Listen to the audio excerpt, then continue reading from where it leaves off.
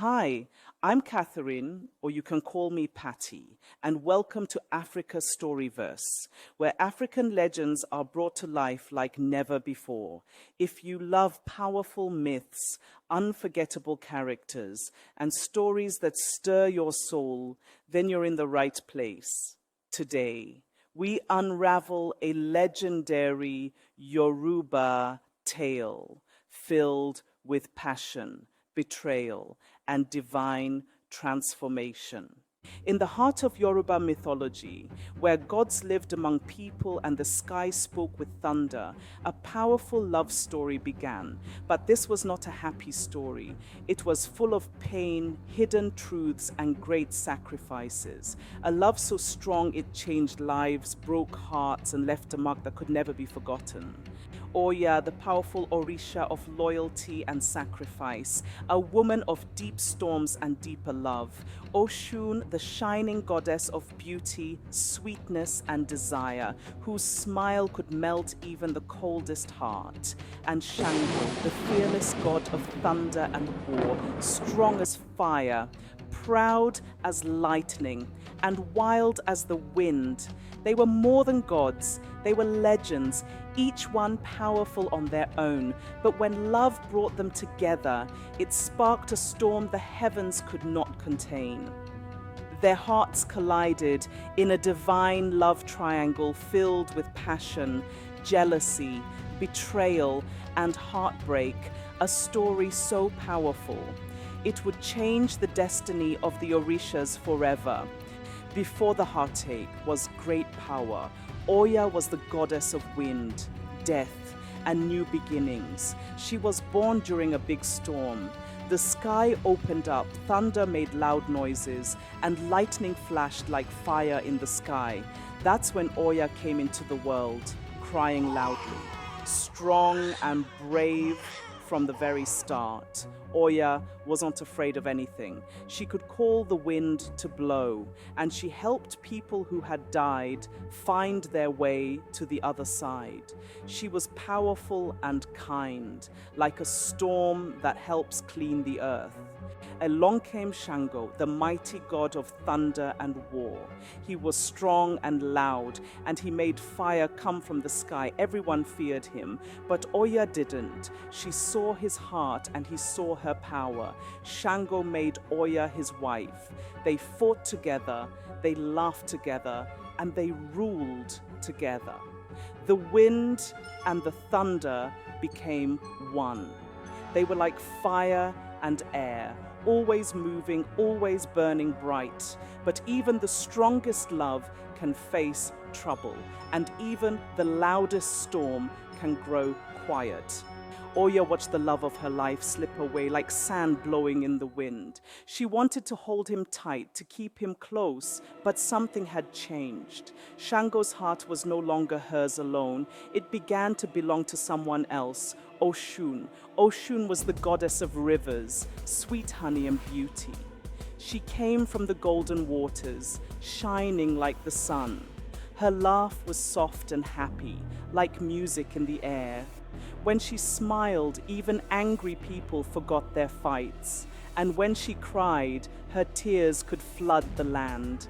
Shango was drawn to her like a bee to a flower. Oya felt her heart breaking, but she said nothing. She was strong, like the wind, but even the wind can feel pain. One day, during a big festival by the Osun River, Shango watched Oshun dance. Golden dust sparkled around her feet. The drums changed their beat. Shango's heart began to dance too, not with Oya anymore, but with Oshun. After that day, Shango kept going to the river to talk, to laugh, to see Oshun smile. The other gods saw it too. They whispered behind his back, but no one said anything to him. Shango was the god of thunder. Who would dare? But Oya knew. She felt it. The fire in her home, the love she shared with Shango, slowly began to fade. It no longer burned warm. It felt cold, empty. She sat by the window, the wind outside blowing gently. Her heart felt like a storm was coming, but this time it wasn't her storm. It was heartbreak. proud and full of grace. She waited. She still hoped. She still believed. But each time Shango came home, he smelled like river flowers, the sweet scent of Oshun's world. He didn't smile like before. He slept too much. When he talked about dreams full of honey and music. He also stopped eating the food Oya cooked with her own hands. He didn't stay home when he had free time. He would say, "I'm going out," and return when the stars were already in the sky. Oya's heart hurt more and more each day, but she kept quiet until one day she couldn't anymore. She waited for him by the fire. When Shango walked in, she stood up and looked into his eyes. Her voice was soft. "My lord, you have changed. Did I do something wrong?" Shango looked at her, surprised. "You don't eat my food anymore. You don't stay at home like before. You smile less. You talk less. Please tell me, is your heart still mine?" Shango sighed. He sat down, his head low. No, my queen, you did nothing wrong. You have always been brave and kind, strong and wise. You have stood beside me in every storm. Oya's eyes filled with tears. "Then what is happening to you?" Shango took a deep breath. I don't know how it happened, but when I see Oshun, I feel something light, software sweet, like the sound of water or the smell of fresh rain. It's not better than you, just different. "So your heart is no longer mine?" Shango didn't answer right away. Then slowly he said, My heart is now torn in two. Oya turned away. The wind outside howled gently. She felt like it was weeping for her. Her fire was still burning, but now it burned alone. So, in quiet desperation, she took a deep breath and went to see Oshun. She didn't go with anger. She didn't shout or fight. She came as a woman whose heart was breaking. She stood by the edge of the Osun River. Oshun was there, surrounded by water and singing birds. She looked like sunlight dancing on waves.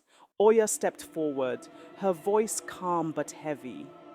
"What does he see in you that I do not carry? Please tell me." Oshun looked at her. For a moment she said nothing. Then she smiled, but it was not a smile of joy. It was a smile that hid something else. Men chase what dances. Yours stays, yours waits. But if you want to keep him, give him something unforgettable. Oya blinked. Oshun leaned closer, her voice soft like honey, but cold like river stone. Cook for him. Make him a meal no other woman can match. "But I already do that. He doesn't eat them anymore." Oshun leaned closer. Her eyes sparkled, but her heart held tricks. This time, make it special. Add your essence, your very soul. Oya frowned, confused. "My soul?" Yes, a drop of your blood, a sign of your sacrifice, a gift from you to him. "But how?" Yes, cut your ear, take it, place it gently on his plate. Serve him your essence of hearing. When he sees it, he will know. He will feel how much of yourself you gave. He will never forget you again. "Thank you, Oshun," she said. Of course, anything for love. And as Oya turned away, holding her pain close, Oshun stood still in the river, her eyes shining with quiet victory. Oya cried for many days. She cried in silence. She cried knowing something was about to leave her forever, her ability to hear. Still she waited. Maybe he would return to her heart. But on the seventh day, she gave up hope, with tears in her eyes and hands that wouldn't stop shaking. She took a knife. She sat by the fire. She whispered, "For love," and cut off one of her ears. She screamed once, then wrapped the ears in cloth. She placed them gently on a silver plate, like a gift. She covered it, so it looked like food. When Shango came home that night, she smiled with pain. "I made something special for you, my dear husband." Shango sat down, surprised but curious. He opened the cover, then froze, a bloody ear laid on the plate. His eyes went wide, his hands trembled. Woman, what is this? Oya, what have you done? I gave you my ears, my love, because you stopped listening to me. You stopped hearing my heart. This is not love. This is pain. This is madness. You left me behind for another. Shango, I loved you more than myself. I just wanted you to see me again. You hurt yourself for me? Why? Because I thought it would make you stay. Because Oshun said it would make you remember me. Shango's face changed, his eyes filled with sadness, but not love. He didn't reach for her. He didn't hold her. He disappeared like wind in a storm. Gone, and Oya was left standing in silence. The wind howled through the room, but she could no longer hear it.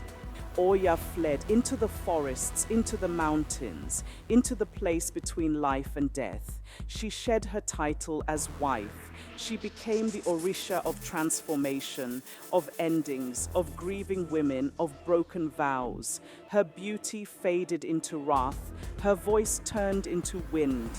She danced with the dead. But women began to pray to her, the scorned, the abandoned, the powerful. Oya answered. As for Oshun, she never saw Shango again. She lived all her life waiting and hoping he would forgive her.